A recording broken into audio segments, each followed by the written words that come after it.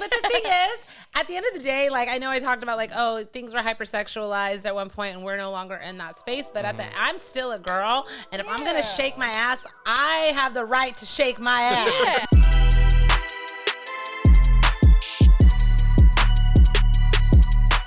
Okay, so I always like to start off the episode with letting y'all tell me who you are. Ooh. And kind of where you're at in life, because, you know, everybody's in different parts of their journey. I might perceive you differently, saying, oh, you working on this, but I'm actually working on that right now. So where y'all at? Where y'all from? What are we talking about?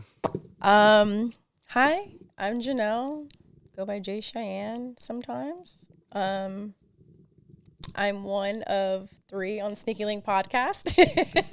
Yes. I'm Elena, a.k.a. Dopest E, on Instagram and socials. And I am also one of 3 on Sneaky Leak Pod.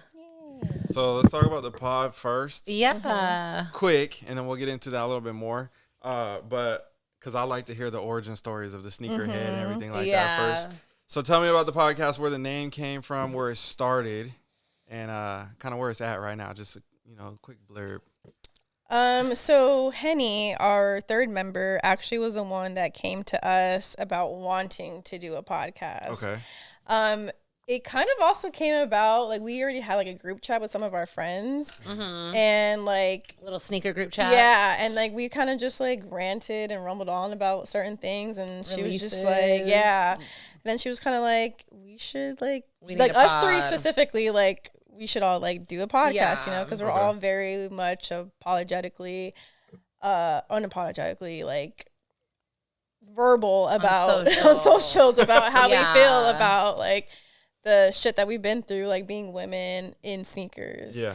Our name, well, it went through a lot of iterations. Yeah, we were just kind of, like, messing around with stuff. Like, the pod, like, was an idea in, like, 2022. Okay. It took us at least like 6 months to really get going. We knew going at the beginning of 2023 what we wanted to do, how we were going to get this started, like the vision for it. We like kind of were setting things up before we actually launched, so it wasn't just like, okay, let's just get together and record something and then put it out and see how it does. Right. Like we really were like, no, we want to create something. And Henny, I don't know, we were going back and forth with like names one day, and she was like, what about Sneaky Leak, like Freaky Leak, and did it like, even with, everyone thinks like, you have your Sneaky Leak or links, but so we were just kind of like playing on words, and sneaky for like sneakers, and like leak as like leaking like information, talking stuff, and like leaks that we deal with as being part of the sneaker community, and that's kind of like how it.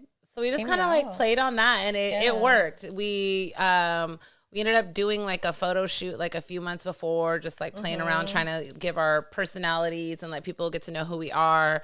We like launched an Instagram like 2 months before doing an episode, and like people were like excited for it. So we were kind of like, okay, let's get prepared for something, because we really want to do this like right and put it out. Like, because we've seen like a lot of, I think especially during COVID, a lot of people, were at home and like, oh, let's start a podcast, and would just record themselves shooting the shit, which was like fine. But then, you got like 5 episodes and you never see these people again. And we didn't want to do that. We were like, no, we want to do this like for real. Like if we're going to do it, like let's really freaking do it. Yeah. And I actually have had 2 podcasts prior to that. Oh, so it was like, yeah. So she had the equipment essentially. I had the equipment. Like I kind of already knew how to like form a podcast, especially just like audio specifically. So like doing the visuals for this was a little bit new, but it was like a nice learning curve. So you're doing audio only at the beginning? Yeah. Well, for my other podcast, it was mainly like audio. Okay. And then, we kind of just like, we ended up just like, it's funny because I feel like it was one specific shoe that really inspired us to be like, we need to pop our shit. Yeah. I don't want to like name it, but it was a women's release. What was it? Do we want to say it? Because she has another shoe coming out, but it's like pictures have not been released of that shoe, and it's possibly a 3 from what we've seen. The so if you can, you're talking about the Tiana Taylor. Yeah. When her one came out, like our group chat of females, we were just like unimpressed. There was a lot. I'm not gonna lie. There was a lot of shit talking, because I think for a lot of us, like. Fred. It's what he does. It's that seat because he does this to Henny over there. That is true. Henny sits there and he does. What? Can you get it? Fritz. Fritz. It's like my dog. Go play. Go pay. For those that are listening, what are the two dogs' names again? This is Fritz. Fritz and Coco. And they're the Sneaky Leak mascots. Okay, so they're just roaming around for those that are listening. Yeah. He always want to be in the business. For pets and licks. Yeah. But you know what's so funny is like people really love the dogs now. People like asking about the dogs. Coco or Fritz be like stretching all in the camera. Yeah, they be doing shit in the camera. Just ass. So those came out and y'all are like, this is enough. This is enough. Well, we need to make a podcast. For me, I look up to Tiana Taylor. I think that's what it was. We expected her so much from her. What do you think about the Adidas when those came out? Oh, I didn't. The brown pair? It was like gold. Remember it was they had like a brown and patent leather? Shit, yeah. Those was hot at the time. They were. That's the thing. They were at that specific time, that was you know. 2 Chainz era. But like when she had always talked about wanting to have a Jordan, no, not my you style know. at all. So like, I wasn't into those ugly ass Jeremy Scott shoes either. I know Henny was and show them down, but that was not my vibe. And I respect the people that did it. I'm like, but not for me. And I'll stand on that. Oh my God. I feel that. So yeah, I just think we expected so much more. And so I feel like also because she's from New York, like some of the story didn't resonate either. Right. Yeah, I think like and I understand just the execution of it. The Rose from Concrete. I'm like, that's a Tupac thing. Yeah, like, that's always and she's used that plenty of times. Yeah, she has. Within, because she's from Harlem, and you know it's in her music as well, and everything that she does. And I get that, but I think there's also a certain way to do it and market it, because Nigel's also from New York. Right. You know, I don't completely resonate with his brick by bricks because I'm not from New York. Yeah, exactly. But like everything that they put out like still resonates to the general public. And they've done great storytelling. But I will say, since that shoe came out, I've seen it on feet a few times, and I'm still not the biggest fan, but it doesn't look that bad. It's not like horrible. I've seen people wear it. I'm like, okay, you know. It's not. And there are some girls, I think like Kixie, like I think she really liked that shoe, you know, and she resonate with it more. She's also from New York. Yeah.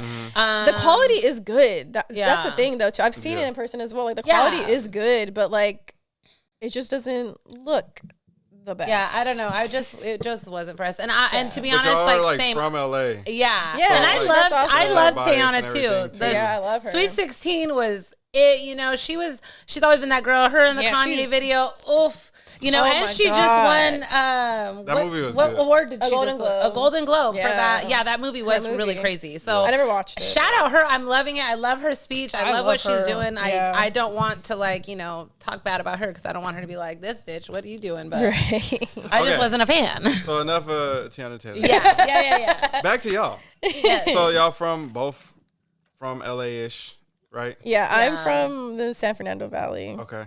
So y'all basically, this is the California, culture and everything y'all SoCal, come from LA, out here, yeah. SoCal, all the vibes, right? I come Yeah. from Portland, definitely a different place. But we still got that West Coast energy. You know what I'm Yeah, saying? like I grew up more like IE when I was like younger. I've been in LA like solid for the last like 11-ish years, but like IE is definitely got the West Coast vibe. It's just a little bit different.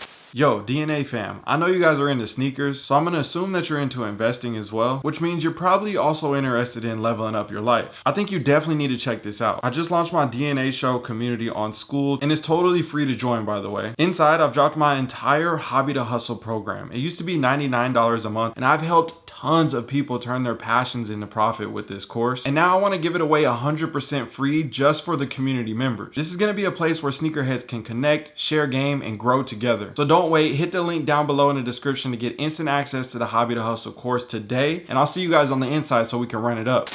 Take me back to both of y'all's young sneakerhead days. What was the times like for y'all? The kicks you was rocking, the shoes you wanted to have, were you interested in them yet? What was the family dynamic in the household and understanding finances? If you could afford it, if your parents could or not, like your perception of sneakers at a kid in high school or as like grade school and middle school, like paint that picture for me so I can see like kind of that route.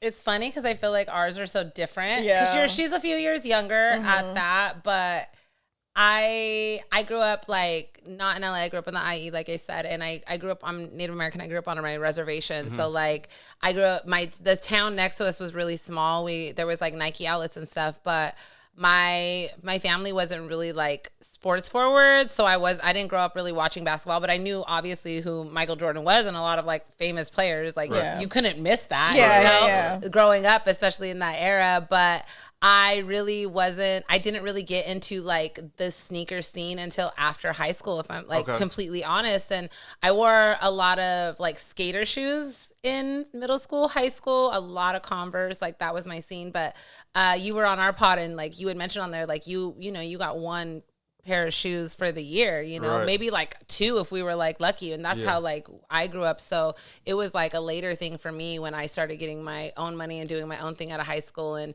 really figuring out what I like and having access. Once I turned 18, I started coming to LA a lot. And then I was like, oh, okay, it's different out here. So what did you see that kind of like sparked your interest? Like, whether it was like somebody wearing it in the streets or something like because I like, again, like I had a ton of Converse. I was like really simple, like classic shoe. And then I think it was like really coming into like not even maybe 2010, 2011 for sure. Okay, and so then this it was like hack era's already down. Still some solid J's. And it was really like back. When Black Cement 3s came back, I was like, oh, I really, really like these shoes. Like I want them. Okay. And then it was like after that, like I was like getting into more. I started looking into more. I was like looking into older shoes and I was like, oh, this is so much fun. Like I was doing this and then I was like my brother kind of like was taking me to Fairfax and like, he got me into Bape. I was actually wearing Bapestas before I was wearing Jordans. Okay.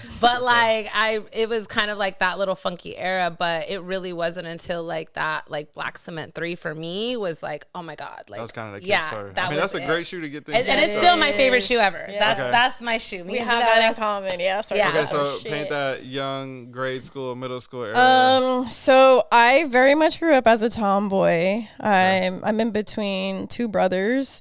And so I didn't get into shoes till I was in like high school. I really credit sneakers a lot for being able to find myself and find who I was and my style and everything simply because I got into shoes.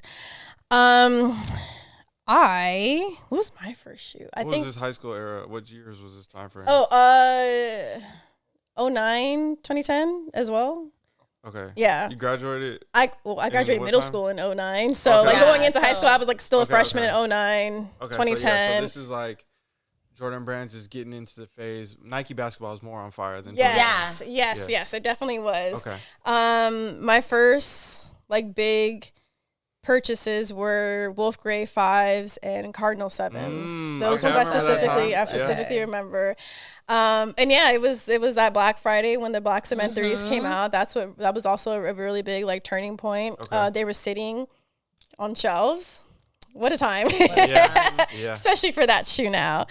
Yeah. Then like I said, I was always a tomboy. I also started dating somebody and he kind of showed me the collecting side of sneakers. So did you know about like 23 is back and like all those websites? Yes, I did. Okay.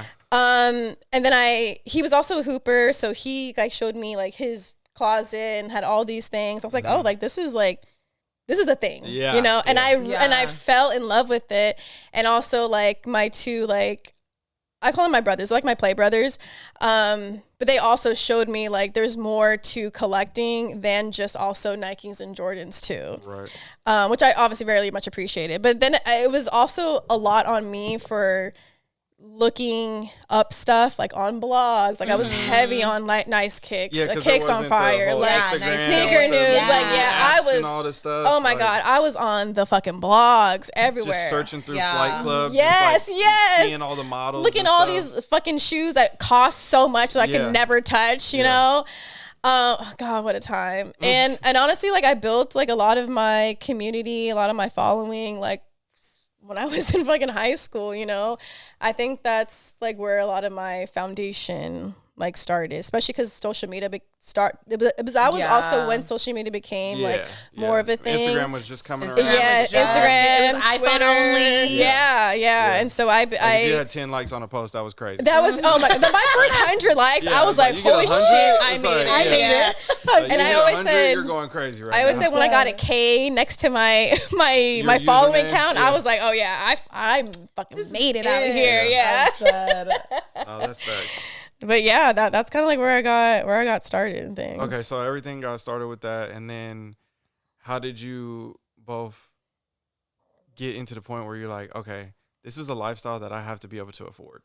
So how can I like maintain this lifestyle? Because as an adult, like I have other priorities now. Yeah. Right. So how do you kind of like navigate that balance and go after shoes in current time, and what's the difference between that time and then now in life where you might be more established or have more connections or whatever it may be? When I was in high school, I remember my first, actually a couple things. I used to ask my mom for money to put some of my shoes on layaway. Okay. And this was still a thing. I don't even know if it's still a thing anymore. Probably not. Yeah, probably not. So I used to put my shoes on layaway, and then I would either sell candy or bake cookies, and I would sell it at school to get money to keep putting money down on the shoes. Yeah, in high school to pay off. Pay her back. Yes. Okay. Yeah. That's actually how I got a few at the time, like a lot of my shoes. I remember one of my bigger purchases at the time was a anniversary 11. Oh man, when those came out, the 9s came out. And yes, and I don't know why, like I was like, wow, like I actually bought this with my own money. Yeah. Like she can't take this from me. Like I didn't ask her for shit. Like I actually like bought this with my own shit. And I feel like being in shoes really showed me that hustle, you know, and like getting your own money and like the satisfaction of like searching for shit and like paying for it with your own money too. Obviously since then to now, you know, I've really have set myself up where like I love the connections that I made just by simply like loving shoes. So now it is like nice to have those certain things, and I know how much of a privilege it is, and I've never taken it for granted, not once, because I simply love shoes. You know, it's always come down to that, like no matter what space and time I'm in life, like I'm gonna still love them. I'm gonna still try to purchase whatever I can. Like I was just camping out, quote unquote. K-pop Demon Hunter had Vans come out like a few months ago, and I stood in line for those, you know. How long did you stand? It like an hour maybe, you know, but like everybody was in line for their kids, and I'm like, I'm here for me. It's like anything under 2 hours. It's like, is it really camping out? Like, well, actually, when I was at Complex Con, I camped quote unquote. I waited in line. Come on, Jay. This is not a camp out. I haven't spent the night in a long time, but I waited in line at Complex Con for the undefeated Air Max 95s. Okay. You know, and because I really wanted the fucking shoe. Right. Girl, I camped out for pizza last month. Technically. we were in line for like an hour. Damn near 2 hours. What the? Yeah. Where was y'all at? Oh, I didn't do that. It was actually, was it Prince Street? Out here, out in LA. But it was Little Narrows. Yeah. Like they did like a it was supposed to be like the pizza spot in Home Alone where they ordered like his cheese. And they did like a pop-up at a pizza spot in like Studio City, but it was a long ass line because it went on the last freaking day like an idiot. And it was like we literally out there for like 2 hours for pizza. It was good though. It was cute. I loved it, but yeah, just. So how was your journey along that process too of like understanding that? And it was definitely different because like I was already adulting out of high school, like when I was really getting into the shoe thing. And at this point, I think I was already graduated cosmetology school. So I was doing hair. I was actually coming out to LA. I was doing like makeup and stuff like here and there. Okay. And it was like I was in LA doing things in like the early 2010s. Like I would be at certain stops. I was like doing certain things on Fairfax, like obviously like bait, but I really wasn't into like, I didn't know where all the sneaker stores were at in LA yet. Like I knew of like Riff. It had been around for a minute. I knew about Flight Club, obviously, but I really wasn't like that deep into like other little stores. And like back in the IE, like where I was at, like we had the Moval Mall, and then like everyone knew about Inland Center Mall. Like a lot of people went there. But like especially I'm still 30 minutes away from San Bernardino. So like where I was at home, not a lot of people were even into sneakers in that sense. Like there wasn't anyone I could really talk to. Yeah. And I would just be online, like on YouTube, like watching other girls like talk about shoes, or like, you know, like the websites, like, looking up shoes on there. And it was like, what I could find, I would try to buy and like get, and if I would, but then there were like, to your point, there were certain shoes that were like so fucking expensive at the time, and like, and my thing like too, I would always like for Christmas, I would always ask for like, I want this like specifically, or like these are like the shoes. And like one year, like one of my best friends, like she's a little bit older. I met her in cosmetology school, and we would always get each other something nice. Like she got me the fucking Cheech and Chong SB Dunks, because I showed them to her. No, it wasn't niche. It was one of my good friends, Crystal. And like I showed them to her, and I was like, oh my God, I really want these shoes. She got them for me for Christmas, and I was like, oh my God, I still have those shoes. Like, yeah, you know, great you do. condition. So like there's little things like that. So I was kind of like already adulting and had like money in a sense, but not like that. Yeah, you know? And it was still like I was like on my own and figuring it out, and like, you know, paycheck to paycheck sometimes. And I just, when I could buy shoes, I would, but I wasn't buying as many or like that heavy into like all these releases to that extent yet. That's what I was gonna say. Yeah, back then too, there was less releases. Yeah, and retail was lower. It definitely was. And like, but obviously also with inflation, that factors into the price of retail, and you name it. But, and like I'm a 7, so it like at that, like men's coming across a men's 7 was impossible. So like I would wear grade school 7 and everything, so it was like a little bit cheaper too. Yeah, and because that was all I could really find. 6, okay. 6 men, 6 grade school. Okay. Yeah, but like it's funny. It's the same, right? Yeah, before it wasn't. Yeah, there was well, we can talk about sizing now. So, in women's releases, there's women's releases, and then there's extended sizes, women's releases, where I have a chance to get stuff, right? Yeah, and then you have the men's releases, and then you had the difference between the kid sizes. So, it went up to 7 youth, and then it was the small men's size, which was basically never made.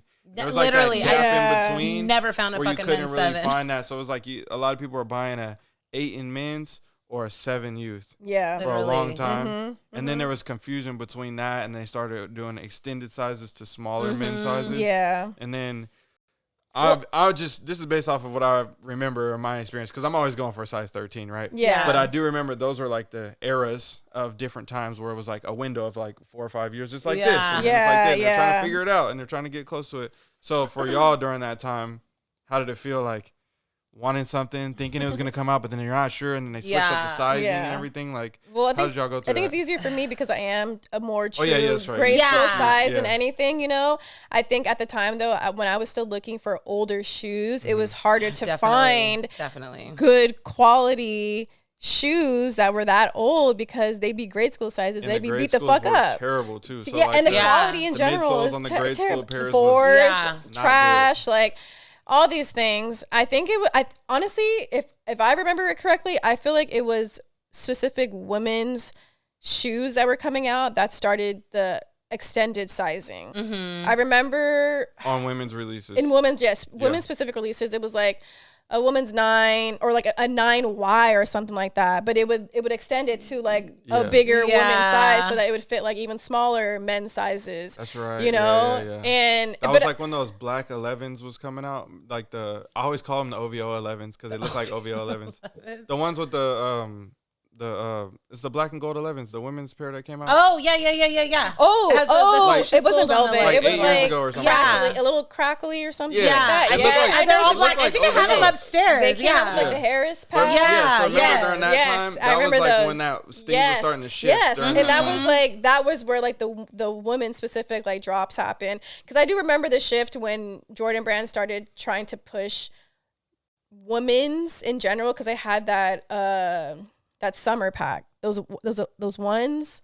Those like faded. Those like different. It was like with the different like suedes or whatever. It was like 8 different type of It was like 8 different types of like Jordan ones. Yeah, purple, blue, like pink. Like I remember when they made like the big shift, like specifically like for women. But honestly, I will credit Yeezy for making more size inclusive shoes. Okay. Because I feel like if it wasn't for him, we were still going to get like grade school, women's, men's. True. And if it wasn't for him dropping like those first turtle doves, like they just came in like 6, 7, 11, like 5, 4. Like it didn't even matter. Like it didn't say women's, men's, kids, whatever. Like it was just the size.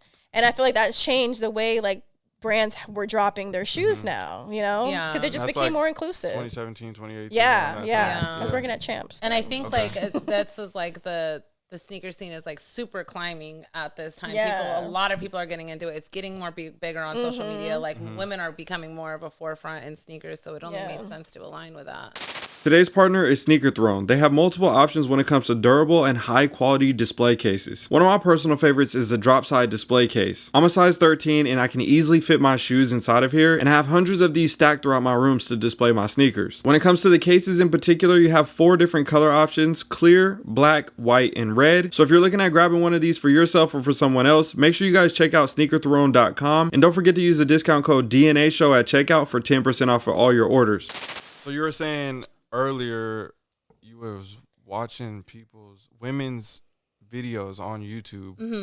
Who? Oh my God! Take me down. Damn Erica. Let's talk about like I love Damn Erica was a good one. Girl, Sol Davita, that I loved too. Okay. And honestly, it was really because of them that I hopped on sneaker YouTube as well. Jazzy was kind of dabbling in here and YouTube. There. And it was like... that's crazy. I remember all them from back in that time. Yeah, because it was like, they would just, this is my shoe. This is like, the release came out. This is the quality on this. And it's like, and again, like there wasn't anyone I was talking. Like, none of my friends. Yeah, and because of that. Nobody I knew was into shoes. And it was like, that's all I had at the moment. That was my little community. On the internet, you didn't know. And then, it wasn't until like I kind of made my way to LA and started meeting more people. And then like, like my ex really introduced me into like the huge sneaker community out here. So I feel like because there wasn't a lot of women in general on like sneaker socials like that at that time, like so that's like why I wanted to 13, 24. Yeah, and I think even like early Instagram days, then we can talk about Elise Kixology. Oh, she was huge. She blew up like the Yeah. women's sneaker scene instantly. And then Brenda Barbie.com back in the day. She's from the IE, so I knew Brenda. And even Jen Twice. Like Jen Twice. Jen was the first one to do a 365. Like, let's talk about it. There's so many amazing women. And I would look at them and be like, I want to do that. Like the Bianca Simply Be. Oh my God. Yeah. That's right. Their collections have always been like insane. And like Elise was really one of the people like throwing that sneaker wall online that people were like emulating that. She was made the clear front drop boxes popular. And her tattoo. Like, that's crazy. That's what I was asking, because I was like, take me down memory lane, because I remember seeing all this stuff too, and I'm like trying to remember all the names and everything that's happening during the time. Like I was obviously like watching all that stuff too and seeing it, but not obviously as invested as y'all were during that, because I'm in the middle of college playing football, doing all that stuff. So during that time and era specifically, I'm like, I had stopped YouTube as well, like doing all that, and I was taking my break, so I was kind of off of that, and I went through a car accident and got hurt. So it was just a whole period of like me like trying to recover and everything. But I do remember some of that time. So with that, there's been a lot of progress. More women in the space, more things going on. And we'll get out the first part that I'm always interested in. How is it amongst the women creators? Because I could tell you how it is amongst the men creators. Like how we are with each other. Yeah. How is it for y'all? Like, I feel like how do you perceive the women creator space in sneakers? Is there some that are quote unquote think they're too good or gatekeeping or whatever, or is it kind of like you feel like you have a good community? Like, you don't have to say no specific names or nothing, but just like, is it a mix of those things too? It's definitely it's definitely a mix. I mean, women in general are like catty by nature. Oof. You know, that's just how we like are. It's funny. It is, but at the same time, I feel like there's a lot of amazing. I think for a lot of women in the sneaker community, especially a lot of women that we know, like super OGs that have been doing this like years before like us and everything. And like really like when I think of like Kixie on the East Coast and like how knowledgeable she is and like how much she knows, I'm like, okay, I lost my thought. I think there's a respect aspect in that. I think there's yes. And I think to the women that came before us or paved the way in some way. Like I give a lot of my credit to Jazzy because like when I started getting into shoes, like I loved the way that she kind of like spoke her mind and didn't give a shit about what anyone had said or whatever. And I was like, you know what, if I'm going to do this, like I want to be exactly like her. Like I want to be able to speak my mind about like topics that are happening in this community, because like I know I'm not the only one that thinks these things too, you know. And obviously that translates into us doing this podcast in general, you know. But there's like a certain respect that I think a lot of us women have to other women who we know are very true to this shit. You know, we've seen a lot of women come in this space, especially when it started to become like popular and you know, and hyped, you know, so hypebeast. I call them the COVID collectors. The that COVID too, yes, especially during like COVID. Okay, I got my thought back. But I was gonna, I'm telling you, I have ADHD. But what I was going with, I think for a lot of the girls, in a sense, and I'm not gonna say we're like outcasts, but like a lot of women weren't collecting sneakers at that certain point. There weren't very many of us, and I think finding that, like, you know, for all of us being in this, like, you know, individuals in this like space dominated by men, it was nice to find like-minded women. So I feel like in like the tight-knit community of a lot of us that know each other, it's not like super gatekeepy or like too catty, but it has expanded. There are a lot more people in it, and I'm not gonna lie, there are certain women I've seen online that I've probably talked shit about, and her socks. But not that. Actually, it wasn't that girl. Oh my God, it wasn't that girl. There was another sock girl. I don't know what's going on here. It wasn't another sock girl, but I hated later. It was a white girl, and I hated her fucking socks. We used to all talk about her in the group, and Roya used to send her exactly who you were talking about. I couldn't, and I feel bad because I know nothing about that girl, and she was just out here making content. But I just couldn't stand her. Too. And I also feel like there are men in power positions that will put on certain women just because of the way that they look, or obviously if they're pretty. Are you saying like in the industry, given opportunity? I feel like there was a point, especially during this like rise of like how you would say like COVID sneakerheads, or even like right before COVID, there was like this surge of women who all of a sudden had the most hype fucking sneakers that are out there with no other like background to sneaker. Not saying you couldn't get this if you had access to it, more power to you, but all of a sudden it's driving up their likes, they're getting this visibility, they're getting like brand deals, and all of a sudden like these people are reaching out to them, they're doing these interviews, and it's like, where have you been, you know? And it kind of just felt like a slap in the face for a lot of people that have been doing this, and it's like and it's kind of and these people have already like come and gone. No, it's like that, and it's like that for me too, like in the same way, like for me, it's tough too, and for all of us, like, because we have what we have and established the collection that we have, the network, all those things that come, the hard work that it was to get that, they assume also that, oh, we're already taken care of. So then they can look past us and go to somebody else. So then when they think that, so like when I'm in meetings with Jordan Brand and Nike and different stuff, they're like, oh, we thought somebody was already taking care of you. I'm like, actually, I've gotten that before. I'm like, bro, no. Like, I still need somebody to take care of me. A lot of people will be like, oh, I'm surprised you didn't. I'm like, no, why? Well, you don't have these already? Yeah, exactly. So everybody, so now you get that perception of you got everything. You have it, this, that, the other, right? So then that comes into a play, not only from a collector standpoint, from a creator, all that stuff, right? So we may want a fun, cool opportunity to go to a special pop-up event and document it from our perspective, or get the shoe or whatever it is. So we always have to see it that way and understand, like, they might assume that somebody already put us on the list. They're focused on this part of it too. But then again, yes, there's definitely times where you're like, why is this person doing that? Why am I not? A lot of times. And that's just a part of life. Like, it is. I just gotta keep doing my best to take up the space. Yeah, and eventually be where I think I've learn to also realize that, you know, what's for you will be for you. Exactly. Like the things that are meant for you, they will eventually come to you. And if I don't want to take away from someone. Yeah, you know. But I just want to be there with them. You know what I'm saying? I'm not saying like take me this out. This is your best opportunity. Like, oh, right here. Yeah. And there are some moments like that, of course. Yeah. Like, and it's less, because some people can see it that same way too. It's like, take them out the room, put me there. And I'm like, no, just put me in there too. Just put me in there too. They can stay there. Yeah. I'm gonna do my thing over here, and they can do their thing over there. Like, I think during the pandemic too, like I feel like there was also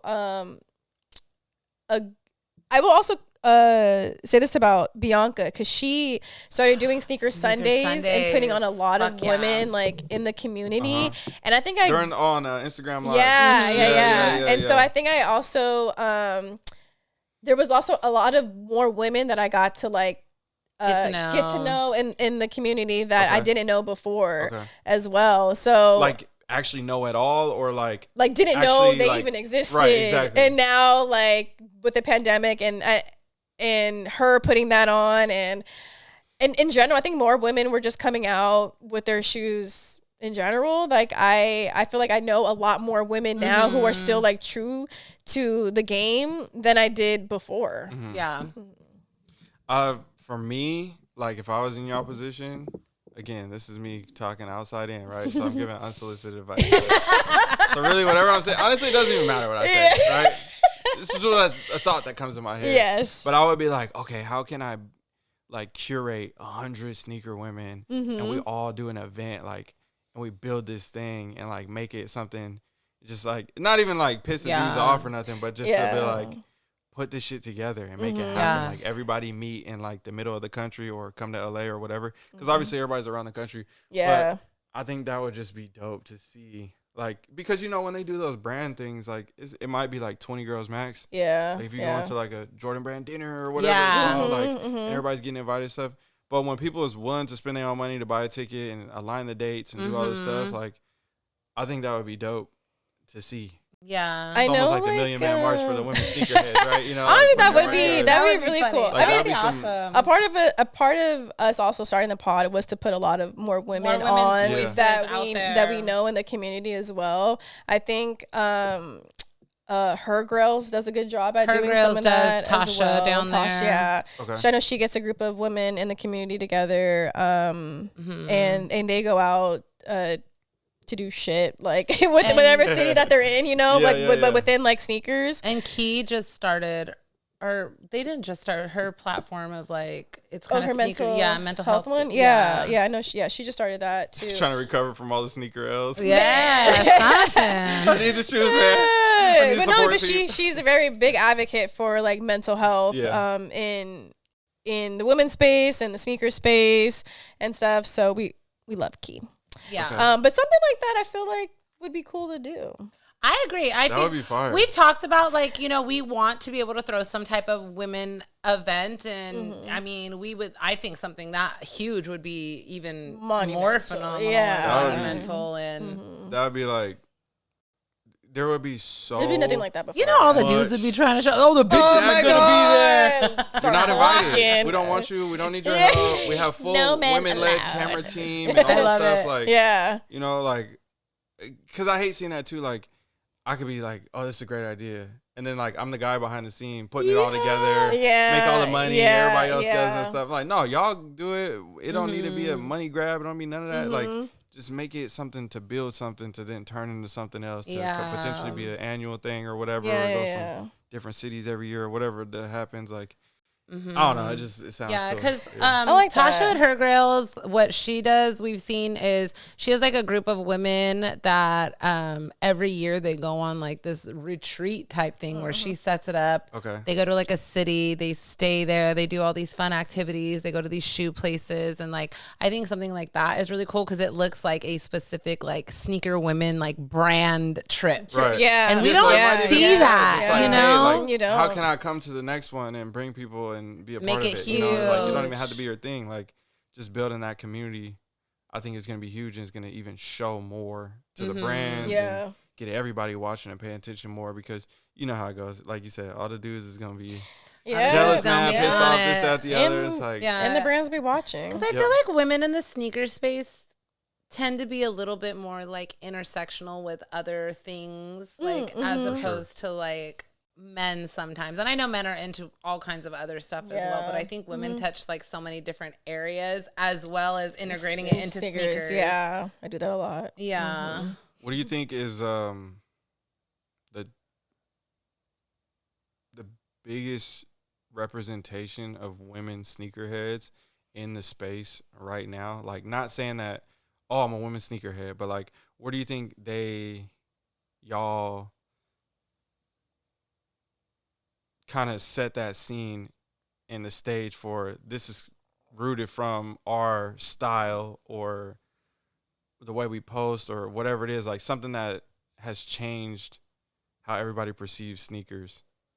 Oh my God. It's kind of hard to pinpoint like what I'm saying, but you kind of, you know what I'm saying? Like, I'm trying to think of, like, for example, like, guys will take certain sneaker photos on foot and it became a trend. Yeah. And then like everybody has transcended to taking those type of sneaker photos, right? And it became a thing. And that's like, people have dedicated pages to that now. Yeah. Right? And you get what I'm saying? Yeah, like, I think so. Like early Instagram days, it was women, you know, and I'm all for us showing out on what we got, you know, but it was a very hypersexualized place for women. Yeah, and it was, and you know, it was just acceptable. Yeah, and it was, and you know, everyone was posting everything on Instagram, but you know, there was a lot of scenes with the no shirt and the sneakers over the top for a long time. A lot of girls did that. There was the bathtub, you know, the naked. That was a big thing that was like circulating. And I think coming out of that, a lot of women don't give off like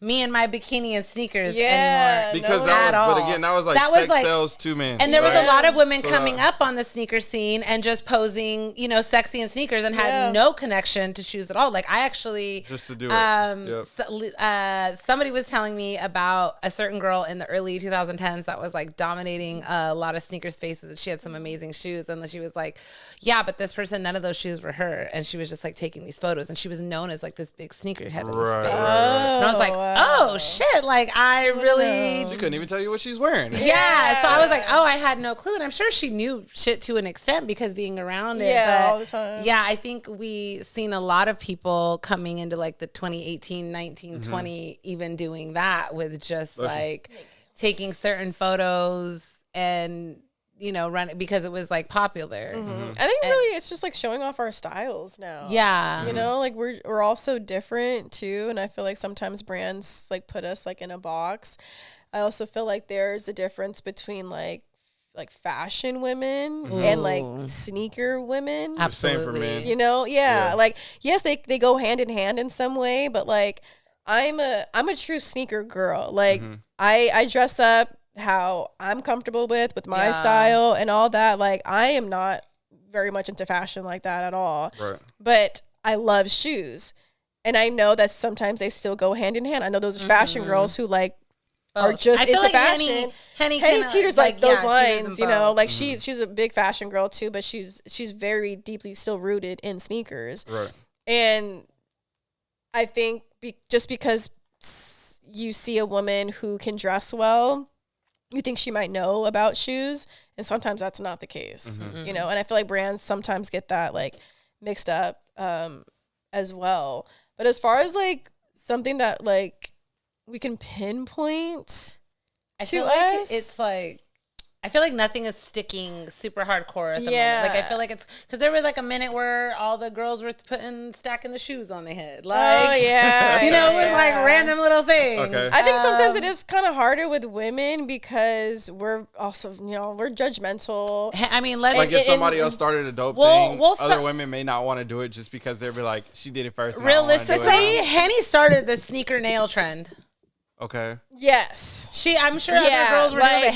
Henny got that popping. On her scale, yes. Henny got that popping. Okay. No, like that would make sense. The nail sets, that was for sure Henny's thing. That's a commitment right there. Yeah, it really was. Like, to a shoe, and the time. Oh yeah, because this is on for a couple weeks. Yeah, no, and I think one of my, she's done so many amazing nail sets, but one of the coolest ones with the J Balvin's, the J Balvin 2s. Remember the tongue like lit up? She literally had her nail girl. I was like a thing under there.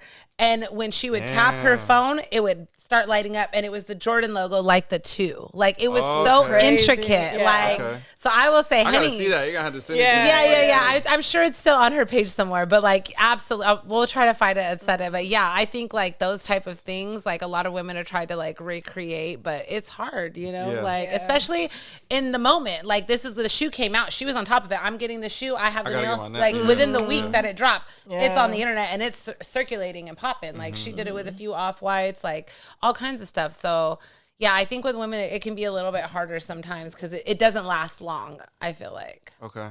So is that something to think about? Maybe y'all can create a new trend? Oh my God. I think trends are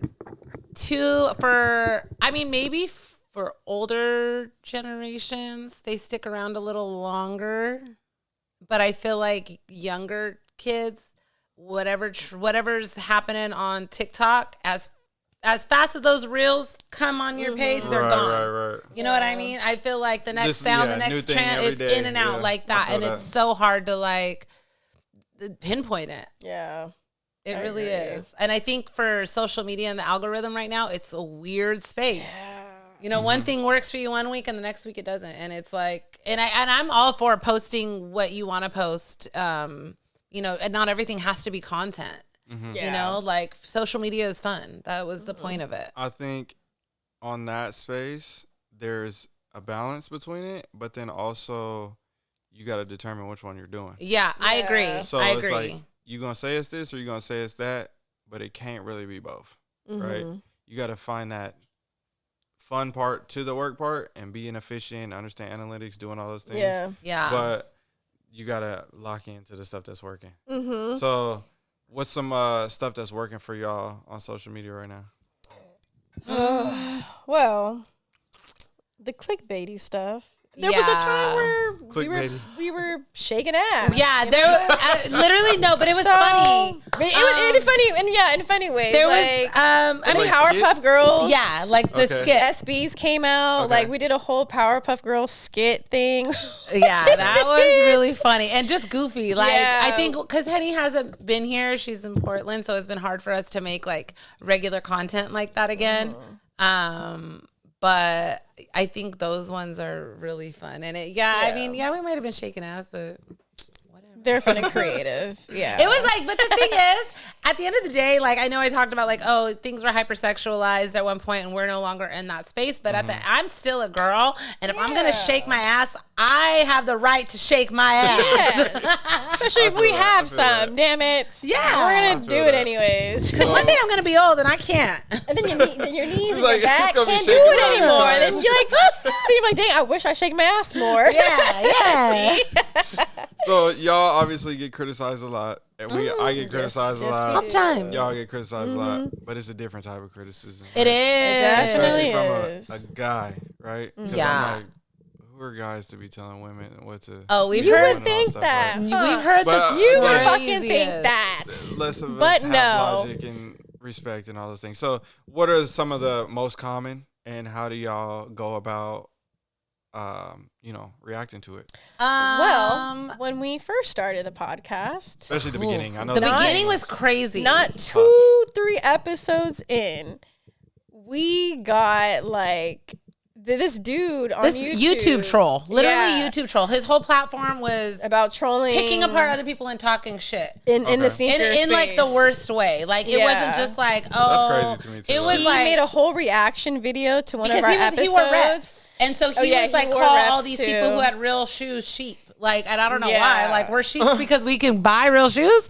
Like, because we don't want to pay $30 for some rep? Like, It was so messy, and he created a whole video because we did actually two guys did that. Yeah, it was two separate guys, but the one main guy, he had a huge platform. I'm just getting started. Yeah, he had like 100,000 subscribers on YouTube, and so made a whole reaction video. Henny made a comment about we need to start bullying people again because they were wearing reps. She's like, these kids need to know this ain't okay, and it was kind of just like a joke, but like whatever. And this person took it and took our whole YouTube hour long, broke it apart segment by segment. Oh my god! In the most ugliest way. Like basically, at one point said we needed to be Chris Brown. And send his minions to our page that also attacked us, threatened us, talked shit about us, called us fake, called us men. Faceless names. All men. All men. Yeah, it was classic. all men. Yeah. And then they were like on our Instagram, and like someone else picked it up and was like starting drama. And then it's funny because that second guy without the sleeves and the weird, he then was in my DMs like, I love you, blah, blah, blah, like saying weird shit. I'm like, I never opened them. They were always, I was like, you're weird as hell. Like, I'm not going to give you the clout and attention that you want, and I'm not going to engage it. Like, we did make a response video to the YouTube. We fell for that. We did. We made a response video, and we were just like talking. It was a lot of shit talking. But, I was like, it was a... And then he made another one, and then we just like, okay, whatever. His account was gone, though. But, like, I think that was ultimately a learning lesson, and it's happened so many times. It would happen so many times since then, not to that extent, but, like, men just talking crap in our comments. Like, the only reason we get certain men on our podcast is because they want to sleep with us. Because, we're this. We only get shoes because of this, that, and the other. Like, basically because, like, we use our bodies to get everything.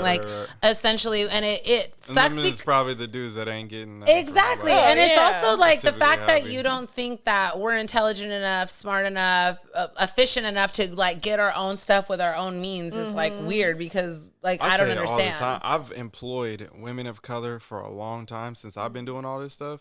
And, I mean, y'all just naturally get stuff done better, more efficient, more quality. Like, and I understand that. So, I prioritize checking all the boxes. Of, those stuff. But it actually...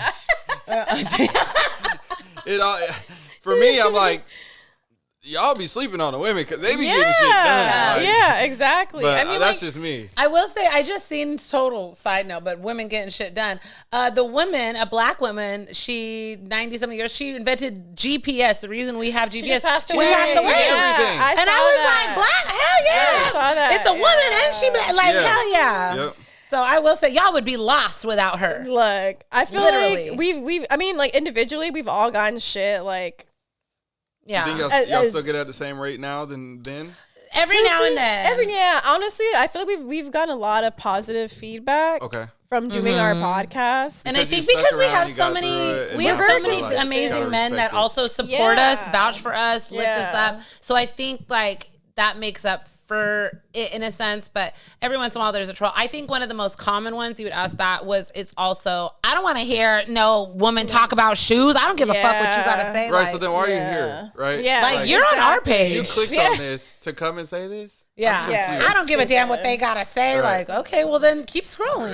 This ain't for you. It'd be hilarious. I call it a block party, so basically I block people every day. Oh yeah. I'm blocking people. In the beginning, it was so easy to argue with people and like go back and forth with them, but then it just like stopped. My favorite thing to do though, and this is the best, is like I'll screenshot, like I'll take a picture of their comment and then I'll go to their page and just take a picture of their page, like screenshot of their page, and I'll just post it on our story, and they'll go to their page and start ripping them apart.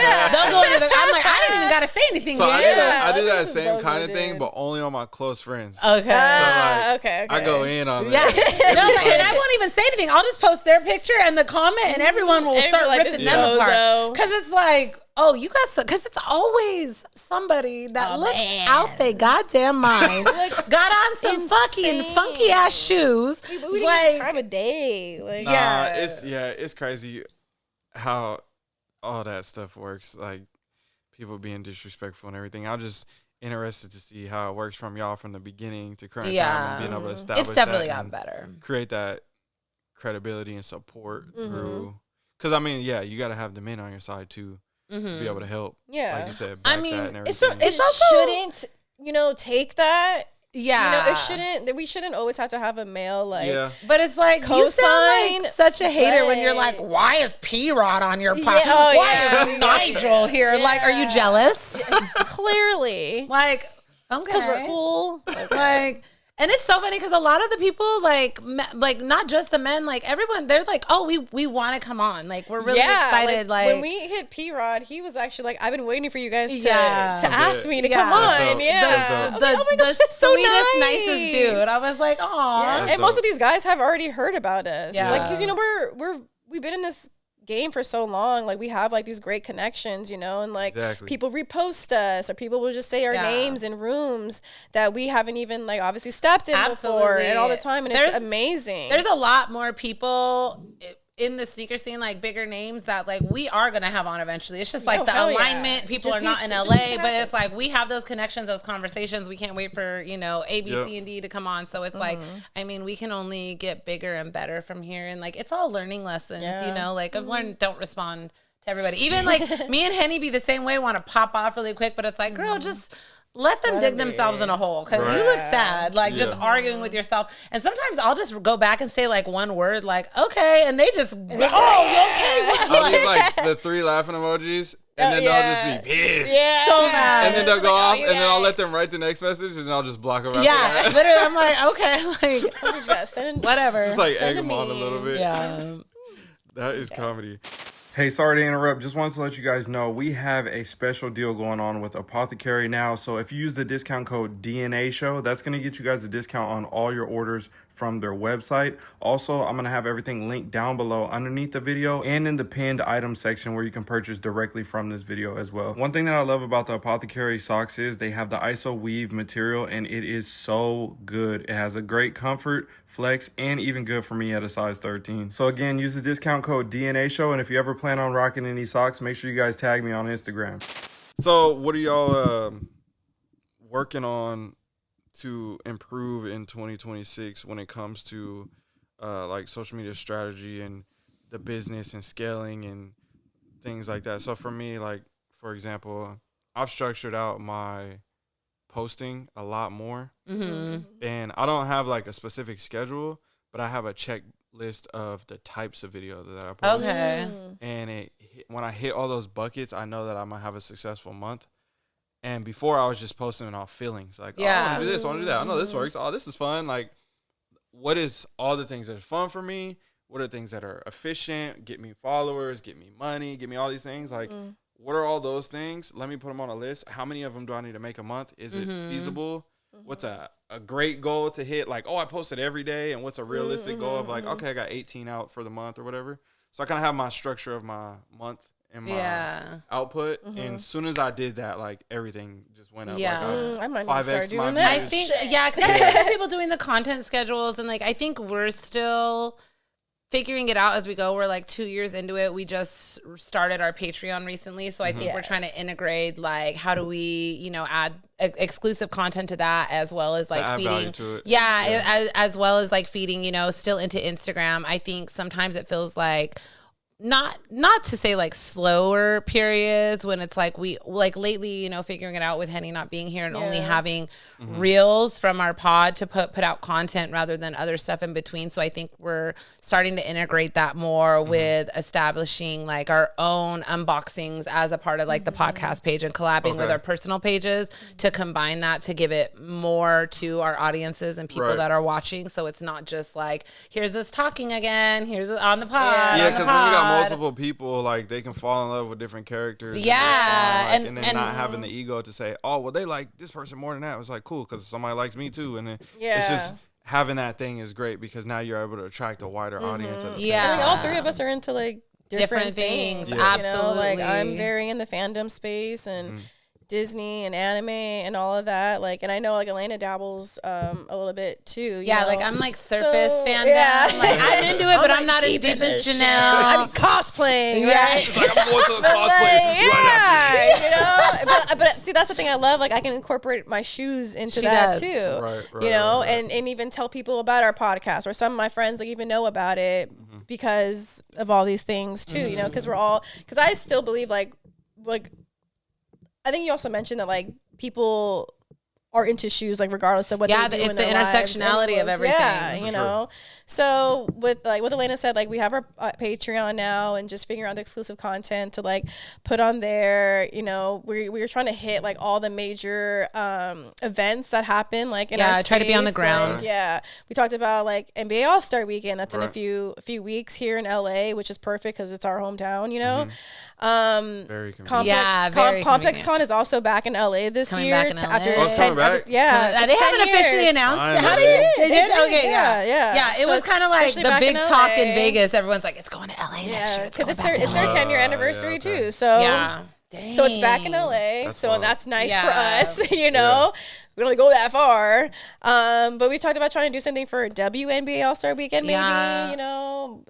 Lightly talked about Art Basel, just like other things that we can still like implement being like within sneakers. So definitely, heavy more on events and everything. Yes, I feel like also like being on the ground really helps. I feel like you have to have like a 2-year window of that, like consistently going, being a presence, and then going back again because you're gonna meet a bunch of people that things blossom into the next year, and then that third year is the one where it's like, okay, this is my final run. It's already good. I don't need to do no more after this. I can pop in whenever I want to after that. So establishing that is gonna be a good idea for y'all, especially because you'd be so surprised at the relationships you build at these events. Man. Yeah. And then you come back next year and then like so and so was working at this and now they're the boss. Yeah. And they just got me full VIP because of that. Like, bro, I just met you was like bottom of the barrel. Like, exactly. Yeah. I mean, that's really important to us too. Like, it's like having these like real and authentic like networking or just friendships and connections in general. You know, like not everything needs to be transactional. Right. Either like sometimes you're just a cool person who just happens to work maybe at a cool place, whatever. But if you're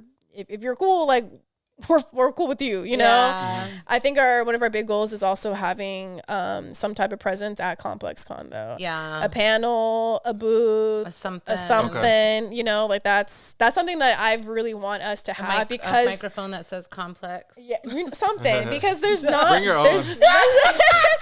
because there's not a lot of representation, women sneaker representation at Complex Con, you know, like especially the Sneaker of the Year panel is such a big thing within our like community and industry, you know. I got somebody on there this past year. Yes, this was her second year. Yeah, this is her second time she's done it. They had Kristen. They had the Kristen Noel, Crawley. I think Alaylee's been on it. Alaylee's been on it. You know. But it's like these are the same women that we see cycled as the forefront of sneakers often. You know, it's like there's so many more women out there like that could have spoken for that have, you know, the connection to sneakers that are not just these 3 girls that represent this entire community. Yeah, exactly. Yeah. We're so multifaceted in a bunch of different ways, you know. So that's a big goal that I have for us. So I'm hoping like something could really come from that. So y'all are basically what is it called? What was Danny D. Kane's group called? A girl group? A girl group? Was that what it was called? Girl gang? No. A girl group, yeah. Girl group, so y'all basically a girl group, right? So with that, right? There's one band, one sound. There you go. One band, one sound. We have used There's that. always like struggles that happen with that. Yeah. Whether it's egos, finance, whatever, a lot of stuff that happens to us. So how do y'all regulate and navigate those conversations amongst each other?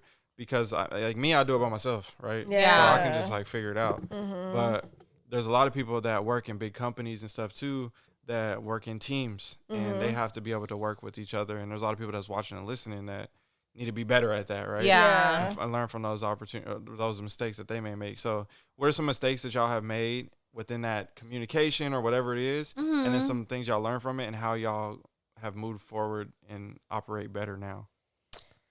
To be honest, like we haven't had like thank God not like no, seriously, like we've been like really good at like communicating like our issues, our problems, you know, like it's been 2 years and throughout that time, like we've all dealt with like personal things in between that, life. And we've you know, life has happened, and we've still like made it. We've still committed to making sure that we're consistent in every way, shape, or form that we can be for the podcast. Yeah, you know, I think it really is coming down to just like communicating with that with each other and understanding. Yeah, I think like the biggest challenge was Henny moving away suddenly with to Portland. It felt really sudden. We had like a little bit of time and like trying to navigate that last year, especially coming into our second year of a podcast. But I think us being such good friends before and having like that camaraderie, and I know it backfires for a lot of people who have gone into business with their friends. Yeah, because then it's like, bro, we've been friends for so long, and now we are here going through it. Yeah. And I don't know, maybe if it's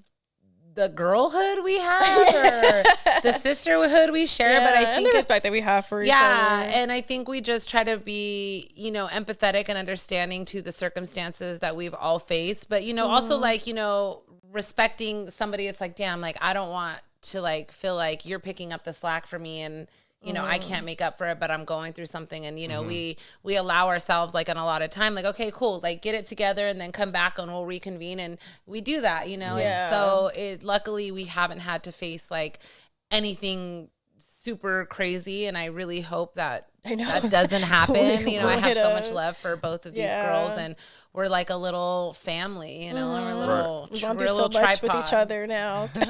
Tripod.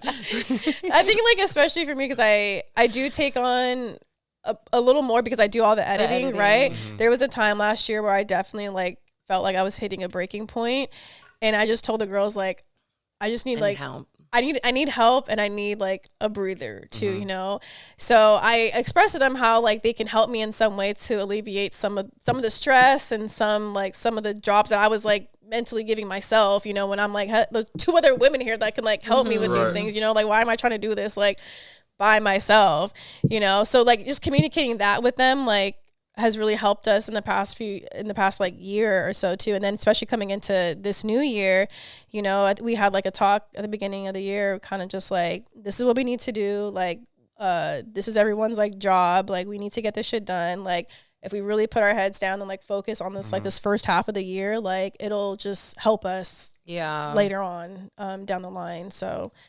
yeah, I think just like checking in with each other, regularly, and understanding, like, hey, I'm having a hard time. I'm going through it mentally at the moment. Like I need help. Can you help pick up the slack? It speaks volumes, because not a lot of people say that, or sometimes it gets to the point to where it's like, I'm so fucking frustrated, you explode about it.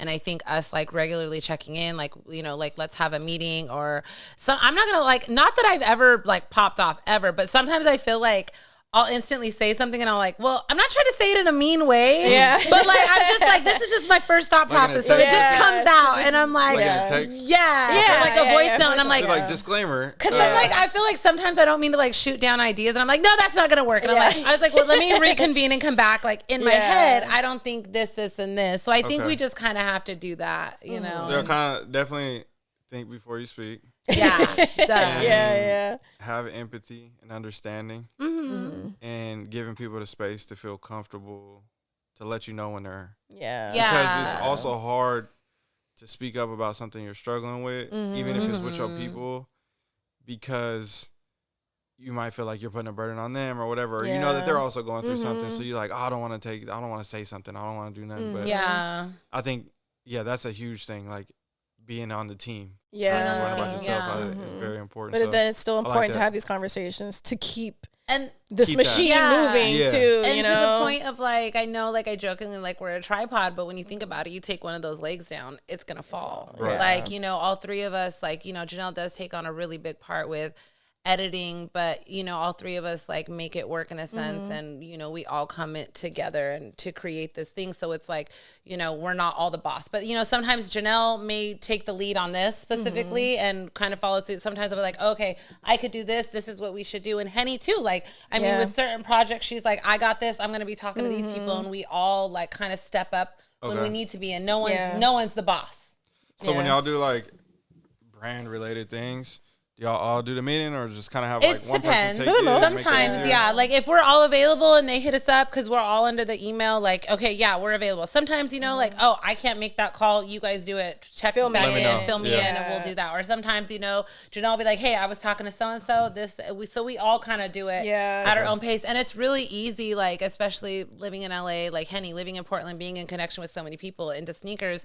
You're out and about, you're at dinner, you're at an event. Like, you just naturally start networking, talking about projects. And so we'll be like, oh, I ran into so-and-so last night. We were talking about blah, blah, blah, blah, blah. And a lot of it happens that way. So through our just natural connections that we have with people, you know. And I think because like sometimes we have personal connections, it's easier to just talk to them about it and then like fill the girls in with that. But like eventually we all like hop on a call or whatever. Like anytime like we've had like a call of something, like we all three of us will hop on FaceTime to just like talk about what's happening. Get off a meeting, go over to FaceTime, and then we'll discuss it. Okay, so I feel like everything's gonna be on a good track then. Sounds good. Thank you. I hope so. Yeah. And I will say too, I think with it being like a trio instead of a duo, it sometimes like if we don't agree, and it's never like we're mad when we don't agree on something. It's not like but like it'll come down to like, okay, it's three of us, like let's vote. If we can't decide, like it'll just naturally. And it sucks that it's like 2 against 1 sometimes. But it's like, you know, 2 against 1, fine. It is what it is. We'll go with this if it ever really comes down to that. Okay, that makes sense. Yeah. So I'm gonna hit you guys with the same questions I get all the time, and I ask everybody else the same questions all the time. So y'all gotta hear them too. So how many shoes y'all got in y'all collection? How many did I say when I counted like a few months ago? 4? It was in like the 400s maybe. Yeah. Okay. I might have half of that right now. Okay. I just moved last year. And I also started selling a lot of stuff because of that too. It just space and just realizing that like I was just having shit just to have shit too. So I was like, I need to let some of this stuff go. Yeah, because there was definitely a point in sneakers like just leading up to COVID era where it was like whatever I was able to get my hands on, I was buying. It didn't matter. I don't care if it was 3 shoes a week at the time. Like I was able to get this, and especially at that time, like things were reselling for crazy. They were really hard to get. Like Dunks were going like insane. The Dunks was crazy. Insane. So it was like that was like paying a bag. Oh my God, insane. The panda phenomenon. So it's like, I think at that time, and then, you know, accumulated. And then now it's like, we've talked about, you know, being very selective. The prices are up.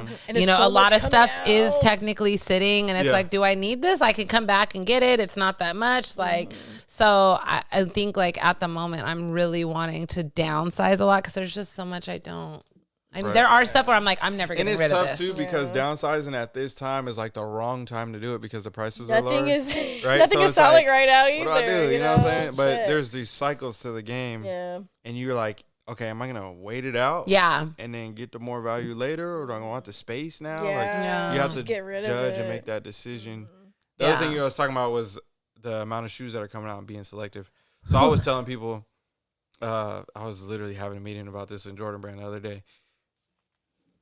Say, for example, there was 7 or 10 bangers that came out in the year, right? Yeah. And you're like, these are the hottest shoes. Typically, when they made the top 10, you like didn't even want all the shoes that was on the top 10 list. Now you're like, there's more shoes than the top 10 list that could be on the top 10 list. Yeah. But you don't feel like it because there's so many other shoes that are quote unquote sitting, right? But when the year is finally done and recapped, you could damn near put a list of 20, 25 Absolutely. shoes Last year? Bangers, right? And especially we get like this weird, like jaded look to sneakers because we're saying the stuff is sitting and this, that, the other. But the amount of actual hits that hit the streets and like our hits are more double, triple than what they used to be in the past. Absolutely. But it don't Because the feel numbers, like the units are way more. Yeah. They're And like also, a lot more places. It's like so subjective. Like Oh, it all the absolutely lists is. are very subjective. You know, I will credit though Nice Kicks for being the most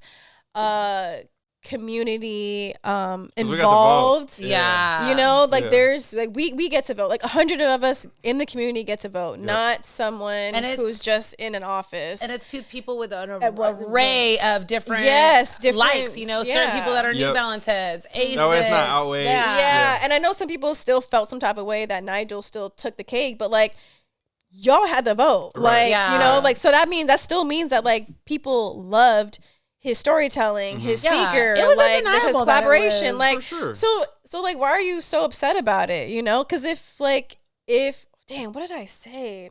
Oh, I said if the Nice Kicks list came out before Complex Cons, like, would the numbers have even changed? Oh, right, you know, like, and it's weird that they do mattered? it so early.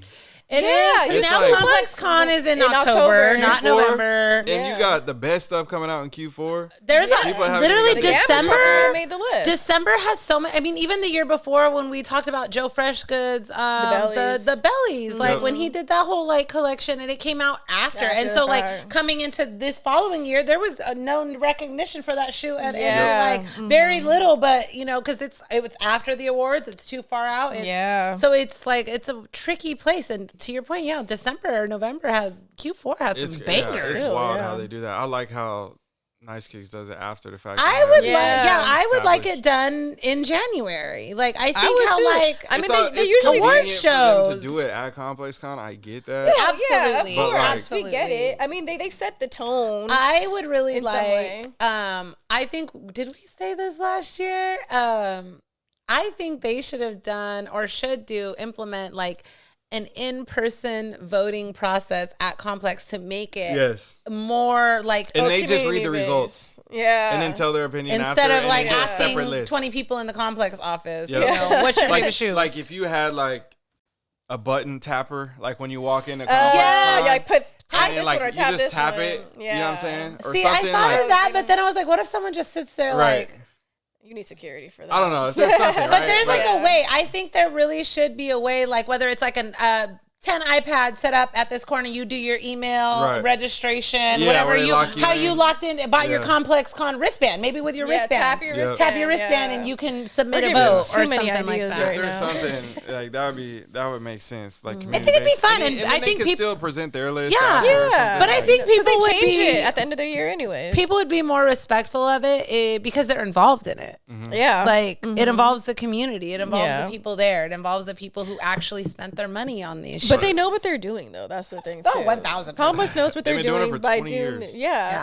And these, I mean, they've been doing lists for years. I made a video that recapped every top 10 sneaker of the year for Complex for the past 20 years. Holy shit! I sat down and went through every top 10 list. What was their first? 2005. You just did. Wow. You just did the one or their top 10, the whole top 10. Their top 10, and then I highlighted the top 3 and the honorable mention. So I damn near did like 7. God damn, that's a lot. That's a lot. But it was like very insightful. Yeah. To go through it and see trends and just all the times and everything and what came back and how it stayed strong over the years and we with did a different retro and stuff. Similar, I did at the beginning of last year. It wasn't the last 20 years, but it was like I maybe the last 10 years where I pulled up like the Complex Con list and we went over like the top few and compared like at that time what was popping. I did that in like the top 10 Jordan 1s of each year. Oh, each year's Jordan 1 was like the most, like the hottest Jordan 1 for like the past 10 years.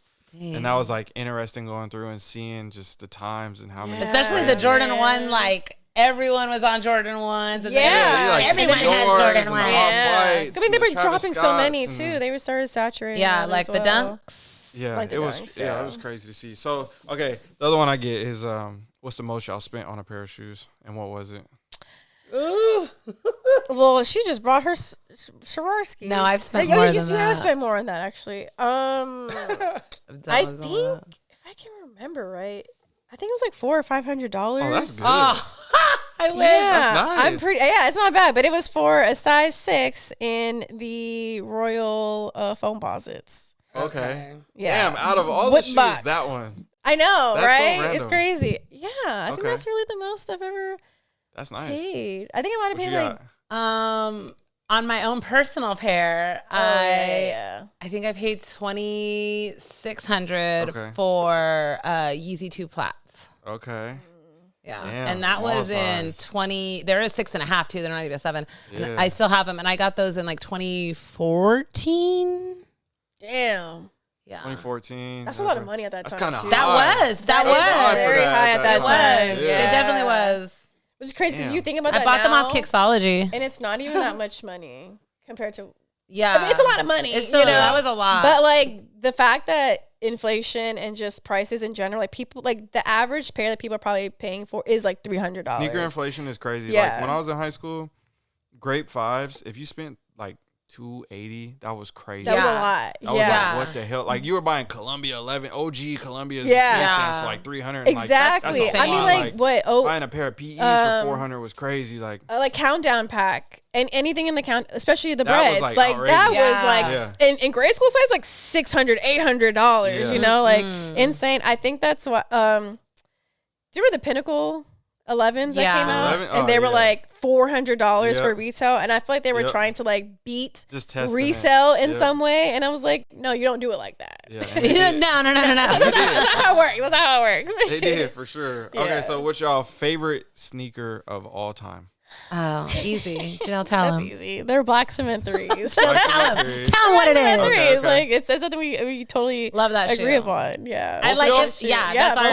It's so like that was literally it. Just I think you can because dress it up, too, you can dress it down. For me, like it was really like I said, I was really into like skater shoes, middle school, high school. Like I was wearing like Osiris's, Etnies, like Definitely all of those. Yeah, I was wearing all those like chunkier like shoes. And so when I seen like the Jordan 3, the black cement 3, and it gave like that, you know, it wasn't look like a normal basketball shoe. Like it was like gave like a skater shoe. It was like bigger. Chunky and and I compared loved to the it. 1 and the 2. Yeah, exactly. And I was like, oh, like that was for me. And I just, even if I got rid of my entire collection and I just had black cement 3s, I'd be fine. That's cool. like, Honestly, same. Like I could wear it with anything. It's still kind of like a goal of mine to have every single black cement 3 release. Okay. And I have 4.